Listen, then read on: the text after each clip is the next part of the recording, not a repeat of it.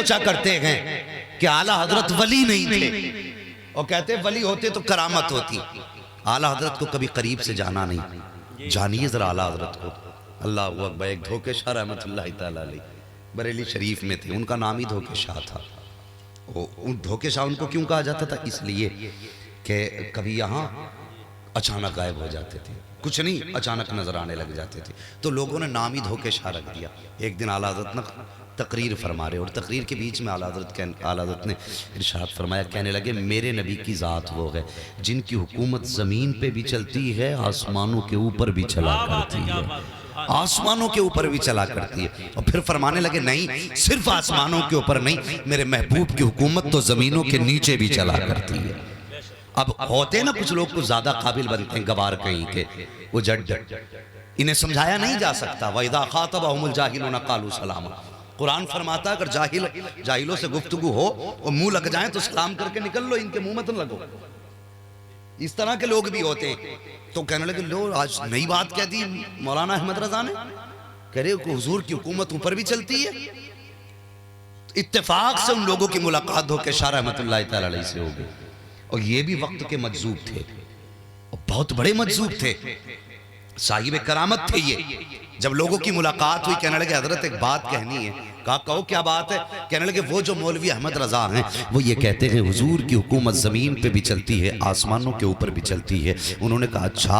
اور اس کے بعد آپ نے جو تھا نا یوں آنکھیں بند کی، اور بند کرنے کے بعد یوں دیکھا، دیکھنے کے بعد آپ کہنے لگے کہ نہیں، حضور کی حکومت صرف زمین پہ چلتی ہے، آسمانوں پہ نہیں چلا کرتی. اللہ اکبر. مخالفین کو کیا تھا؟ اتنا شوشہ کافی تھا. لو ایک آدمی مل گیا جو احمد رضا کے خلاف بولنے کے لیے تیار ہے اور وقت کا ولی ہے. ہاتھ پکڑا ہے دھوکے شاہ رحمت اللہ تعالیٰ علیہ کا.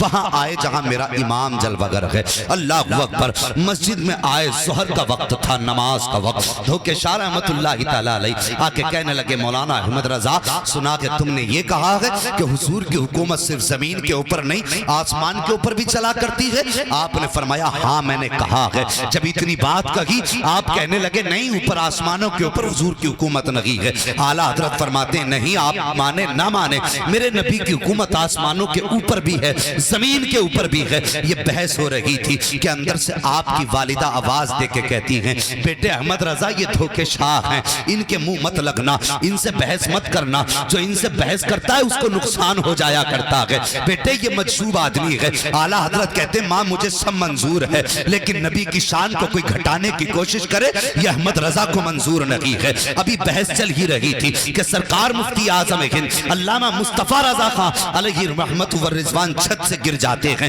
جیسی چھت سے گرے ہیں ماں کی چیخ نکل گئی. ماں نے کہا بیٹے احمد رضا میں نے پہلے کہا تھا دھوکے شاہ کے منہ نہیں لگا کرتے، دیکھ ہو گیا نا نقصان، بیٹا گر گیا چھت سے تمہارا. جیسی اتنا کہا ہے میرے امام کی آنکھیں بھر آئیں اور کہتے ماں یہ تو ایک مصطفیٰ رضا ہے، اگر 1000 بیٹے بھی ہوں تو مصطفیٰ کی عظمت پہ ہر بیٹے کو قربان کرتا چلا جاؤں گا.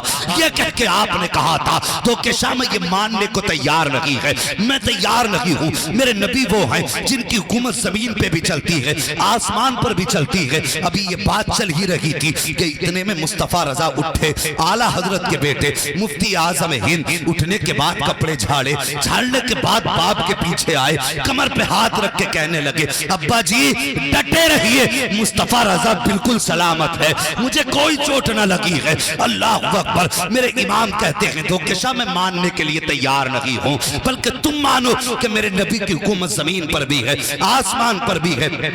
بحث ہوتی رہی.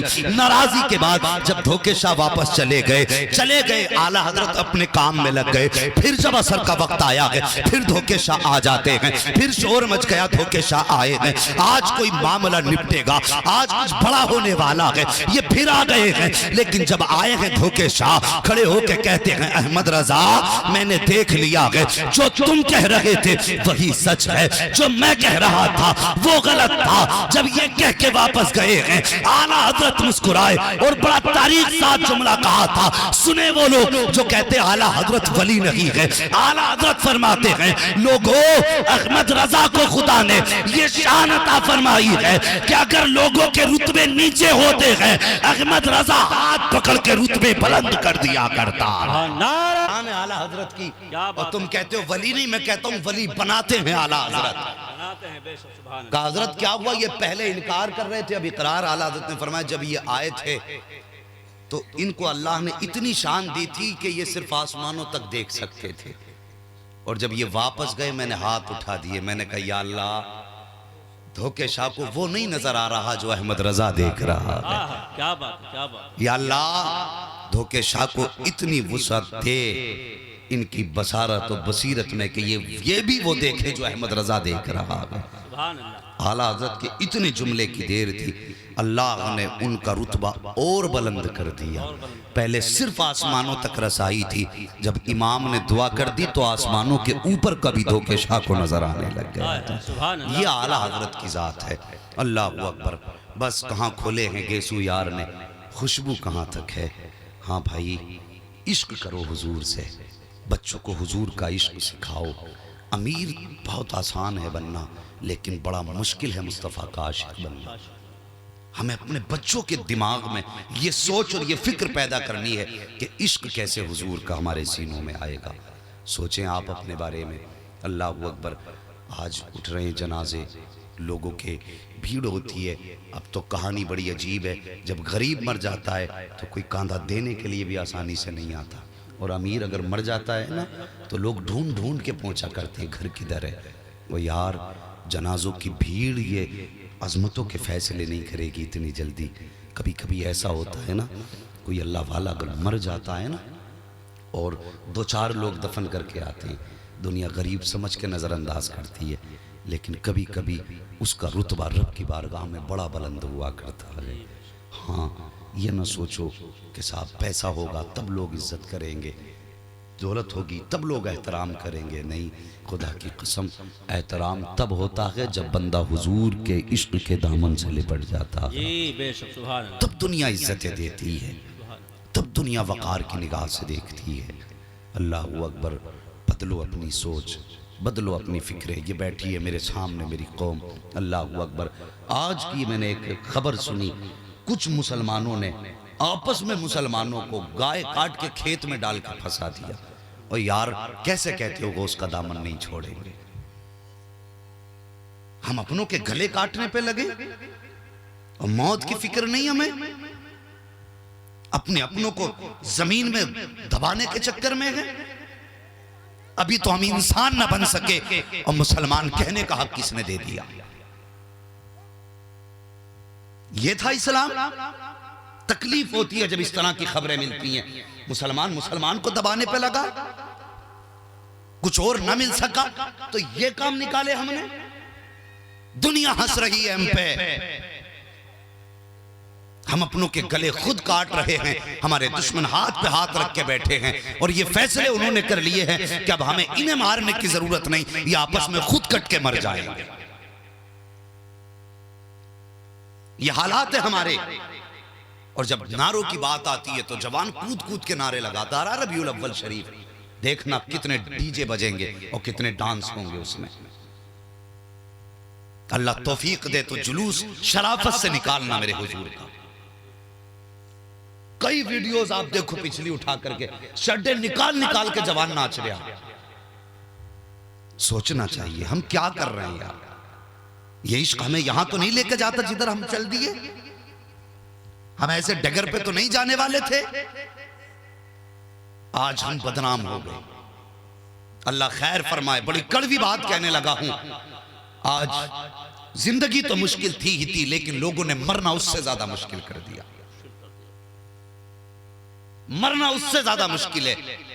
गरीब पहले जीने के बारे में सोचता था, मुश्किल होती थी, जिंदगी मौत को गले लगा लेता था। लेकिन आज जानता है कि जिंदगी तो जैसे तैसे कट जाएगी, लेकिन मर गया ना तो आज के ये फजूल खर्चे, 1.5 क्विंटल तीजों में चनों का पढ़ा जाना, 3-3, 4-4 भगोने बिरयानियों के बनने, मेरे बाद मेरे बच्चों पे क्या गुजरेगी। हाँ मेरे समाज तूने क्या सितम ढाए हैं, कौन सा जुल्म न किया गया इस उम्मत पर। एक गाँव की कहानी है, नाम नहीं बताऊंगा, बाद में लोग शर्मिंदा होते हैं सामने آتے تو. اور ہماری قوم تو اتنی اچھی ہے, نام بتا دو تو گاؤں کے پیچھے پڑ جاتے ہیں. لیکن ایک بات اشارتاً بتاتا چلوں گا. ایک بڑا غریب آدمی تھا, ابھی کی بات ہے, مہینہ بھر پہلے کی. ابھی لاک ڈاؤن میں ایک شخص کا انتقال ہو گیا, غربت کا مارا وہ انسان مر تو گیا. لوگوں نے, سماج کے لوگوں نے, اللہ اکبر, یہ بقرعید سے پہلی بات ہے, سماج کے لوگوں نے دباؤ ڈالا اس پر اور یہ کہا تھا کہ اگر 40ویں میں گاؤں کو کھانا نہیں کھلائے گا تو ہم تیرا بائیکاٹ کر دیں گے. اس غریب پر کیا نہ گزری ہوگی.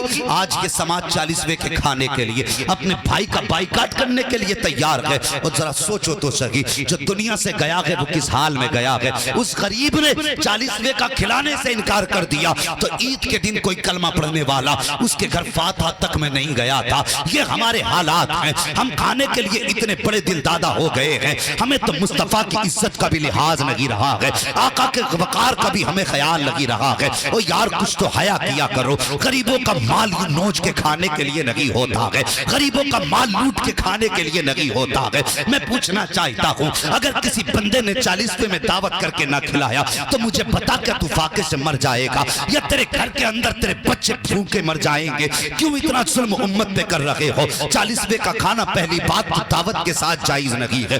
دوسری بات, اگر کوئی کھلا رہا ہے تو اپنی حیثیت سے کھلائے گا, جو اس کے بس کی بات ہوگی وہ کھلائے گا. ہم دباؤ بنا کر کے 40ویں کے کھانے کرتے ہیں. اللہ خیر فرمائے, اس امت کے حال پہ رحم فرمائے. اس لیے مشکل ہو گیا کہ آج مرنا. آپ دیکھو تو صحیح, اللہ اکبر آتے ہیں فاتحاؤں کے اندر. اگر پاس کے بھی گھر جا کے کھا سکتے ہیں لیکن پھر بھی وہیں آ کے پیٹ بھر کے کھائیں گے. تم نے کبھی مرنے والوں کے گھر کی طرف نہیں دیکھا؟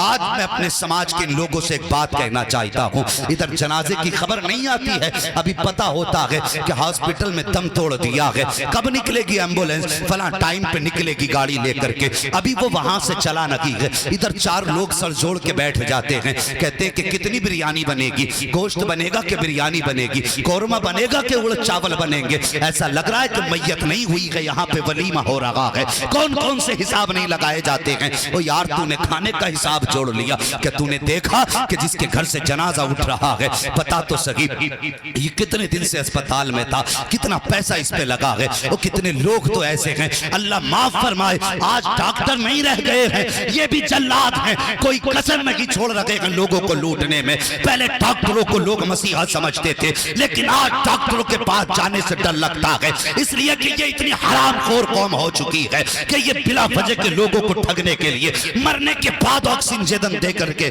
3 دن ہاسپٹل میں رکھ کے لوگوں کا پیسہ لوٹا کرتے ہیں. او حیا کر, ایک دن تجھے بھی موت آنی ہے, ایک دن تجھے بھی قبر میں جانا ہے. اور تجھے کیا پتا ہے, جس کا باپ آکسیجن کے لیے لیٹا ہوا ہے, تجھے پتا اس کے پیچھے کتنے بچے ہیں, اپنے پیچھے یہ کس کو چھوڑ کے آیا ہے, اس کا گھر کا خرچ کیسے چل رہا ہے. اللہ اکبر, لوٹ کھسوٹ مچی ہے, کہیں انسانیت کا نام و نشان نہیں ہے. میں کہتا ہوں اگر آج بھی بھلائی چاہتے ہو تو آؤ مصطفیٰ کا دامن تھام لو اور اتنا کہہ دو میں مجرم ہوا کا, مجھے ساتھ لے لو کہ رستے میں ہیں جا بچا آنے والے. اگر اتنا کہہ دو گے تو خدا کی قسم تمہیں کسی کے آگے ہاتھ جوڑنے کی ضرورت نہیں ہے. اگر مصطفیٰ راضی ہو گئے تو سمجھو خدا راضی ہو جائے.